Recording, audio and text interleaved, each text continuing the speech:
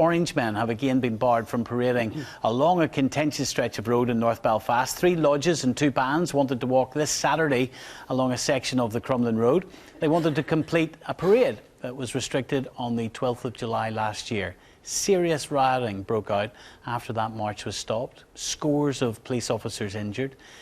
The DUP's William Humphrey is staying with me to speak about this tonight, and also with us the Republican commentator Chris Donnelly. William, the Parades Commission has said no again. Yeah, and this is depressing, Stephen. I have to say there's real anger and frustration in the community. This is the new Parades Commission, and the last Parades Commission clearly was a very arrogant commission. Some of its determinations were absolutely illogical. I've been in to meet the Parades Commission twice recently, and I hope that common sense would prevail. It looks to me as what has happened is the Commission today has caved in to the threat of dissident violence, and I think that's something which is hugely regrettable. And you're not that surprised, are you? Yes, I am surprised, because in the engagement that we had with the Parades Commission and the talks that have been going on in recent months, I hope there would be a positive outcome. Let's be quite clear. There were reasons given that we couldn't have the parade returning home to Ligoneel because of the Giro d'Italia, because of the elections, because there weren't talks. There have been considerable amount of talks going on over the last number of months. There were talks prior to Christmas that Republicans and Nationalists refused to turn up to.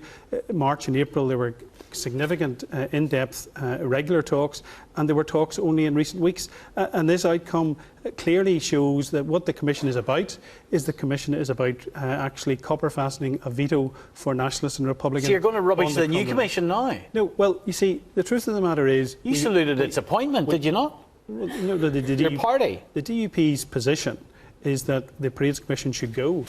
What we welcomed was the fact there were new personnel, hoping there would be new thinking. And I have to say, the engagement, as I've said, that I and party colleagues have had with the Commission in the last number of weeks and months have been positive. And the feedback that people were getting was that they were prepared to engage in a much more meaningful way.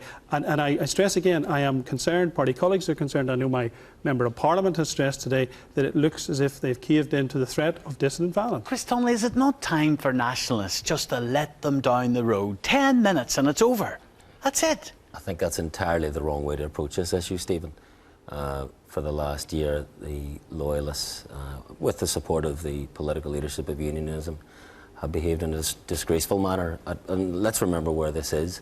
This is the most sensitive sectarian interface in the north of Ireland, between the working class communities of Ardoyne and Shankill.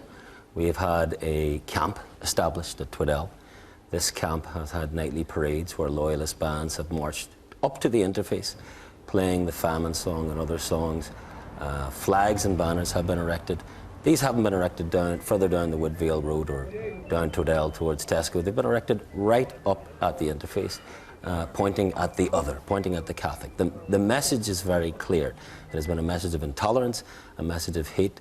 It's been a disgrace. They're entitled to protest, are they not? We use that phrase all the time, Stephen. People, are entitled to protest. What they are not entitled to do is try to raise sectarian tensions in a very irresponsible manner at what I've already alluded to as a most sensitive sectarian interface. And you support Camp Tweddell, and it's costing, what, according to the police, £9 million a year? There's a very... Policing costs alone? Very easy resolution to this. 6 minutes it would take 3 lodges and 2 bands to parade along the Crumlin Road, a main arterial route in and out of this city. And how are the Orange Brethren from Ligoneel and Ballysillan to get home? How are they to get to and fro the 12th of July? They have civil rights, they have human rights, and their human rights are being ignored in all of this. And I have to say... Well, they do get home, don't they? Like, they haven't been... Well, you see... They haven't been in a tent since last year.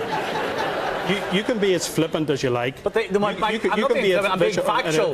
Presumably they have got home. The fact of the matter is, Stephen, and this is the problem with the BBC and certain sections of the media.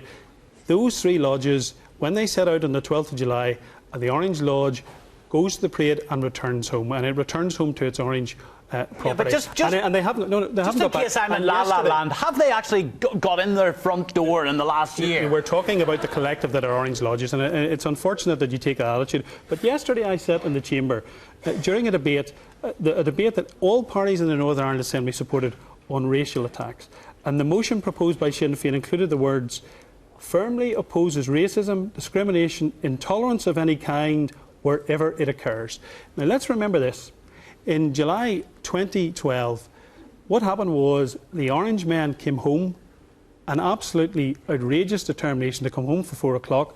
They came home, had to get transport to come home. A small token number of them went up. And what happened? 2,000 Republicans come onto the Crumlin Road. They attacked Donnelly Avenue. They attacked the police. They set fire to a car which they pushed into police ranks, and they fired automatic gunfire trying to murder policemen. And what was the reward for that? Last year, the parade was banned. What's the parade about, Stephen?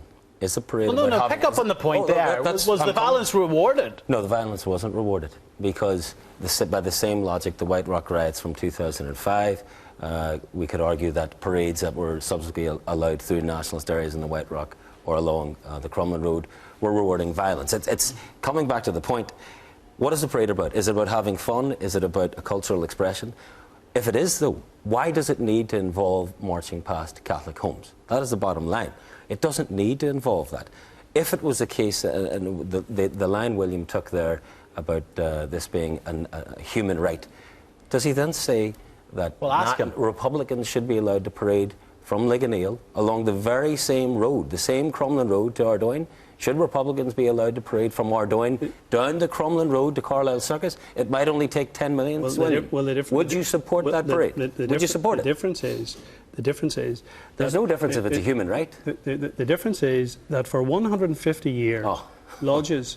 Well, you can laugh all you like, but for 150 years, lodges from Ligoneel have paraded up and down there. Yeah. There is no history of people from Ligoneel village, as you're talking about, coming down the Crumlin Road. So would you support... That's not a tradition. Would you or would you not support that parade he just talked about? Well, no, because there's no tradition. But you articulated the point that it was a human right. So if it's a human right, human right isn't tradition. Let me get back to this. Since they're denied the right of coming down the Crumlin Road, not Ardoyne, the Crumlin Road, and they walk down past a predominantly Unionist area, the full stretch of the area that they will pass.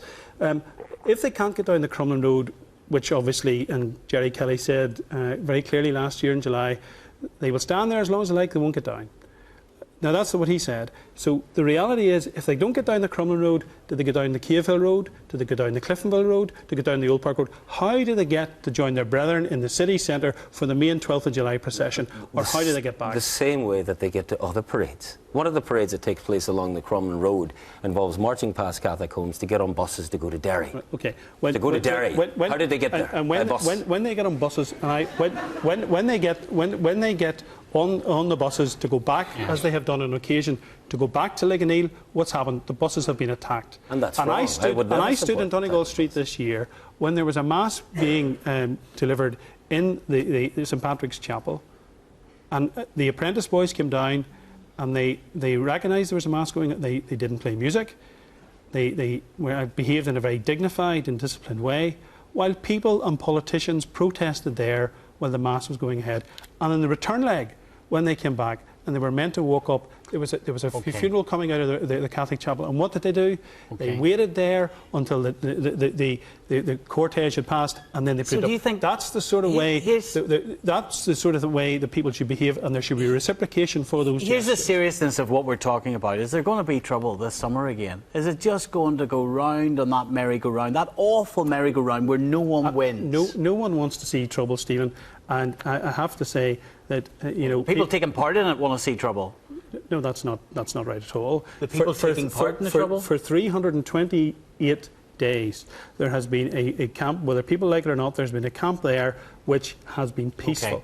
And the camp would disappear tomorrow if the Orangemen, 3 lodges, 2 bands, 6 minutes along the Crumlin Road, a main arterial route in and out of this city, were allowed to process. The camp would go.